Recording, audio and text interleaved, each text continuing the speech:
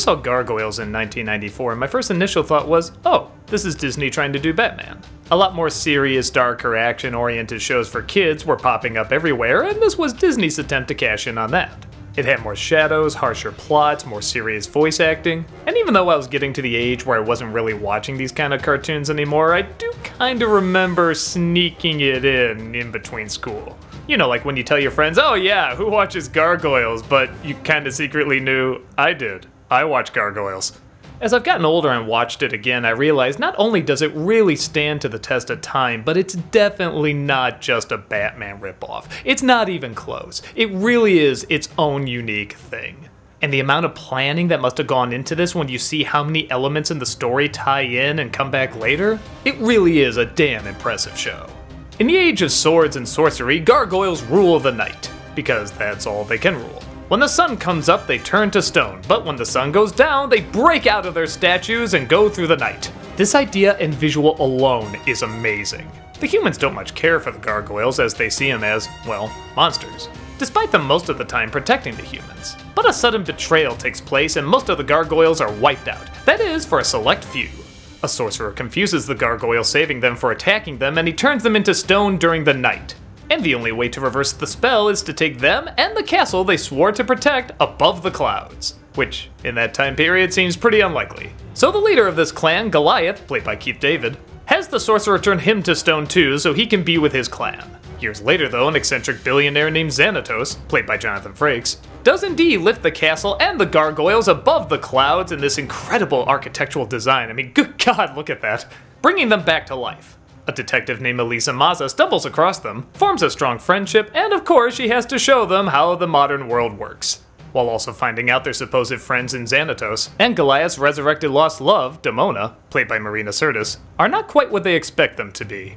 To go into this series' continuing stories is a mouthful. It just goes everywhere and it does it amazingly. This is one of those shows where some can be episodic, but there's also kind of this long continuing story that takes place both in the past, the modern day, and sometimes even in the future. Where Disney does a lot of these connecting stories all the time now with Gravity Falls and DuckTales and so forth, back then, this was new territory for them.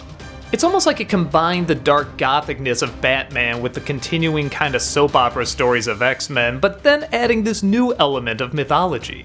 Wizards, armies, kings, queens, princesses, all tying into an ancient lore that sounds really complicated, but the show is very good at holding your hand and walking you through it. There's so many twists and turns about characters' different identities, especially over the hundreds, even thousands of years they've been alive. It's one of those series that starts off good and only gets better and better the more you watch it.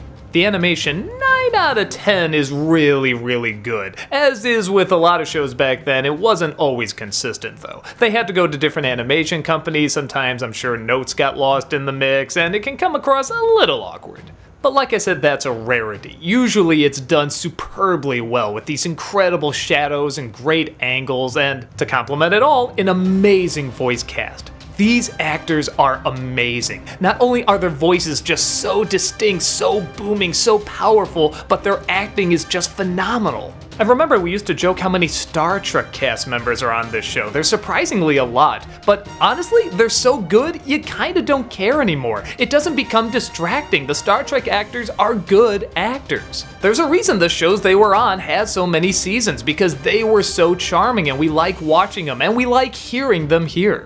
Like I said, the show only gets better and better the further it goes, for the most part. There's a lot of negative talk about Season 3, as apparently they changed up a lot, they were suddenly on a different network, and yeah, while it's clearly not as good as the other seasons, it's still not that bad, in my opinion. There's an emphasis this time on the prejudice against the Gargoyles, which was really more of a first couple episodes thing, you know, because they just kept in secret the rest of the time. But now, they're outed, and there's this very obvious clan, if you will, that's hunting them down, and yeah, I wonder what this is representing.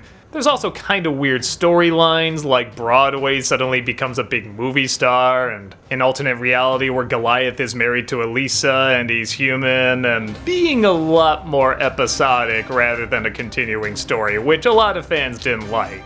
But honestly, there's still some really solid nuggets of good in this too. Like, I really enjoyed the episode where Demona is bonding with her daughter and she kinda doesn't know, can she trust her or can she? Despite these what if the main character was normal plot lines we've seen a million times in a million other shows, it's still done okay here.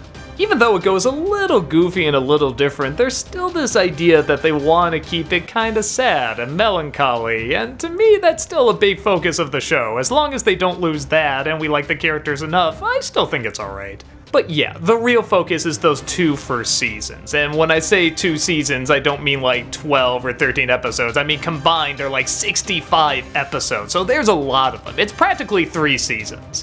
It's engaging, imaginative, dramatic, dark, brooding, action-packed, and even though it came out a long time ago, it's definitely new material for Disney that we would love to see them return to. I mean, it's gotta be better than what they're returning to now.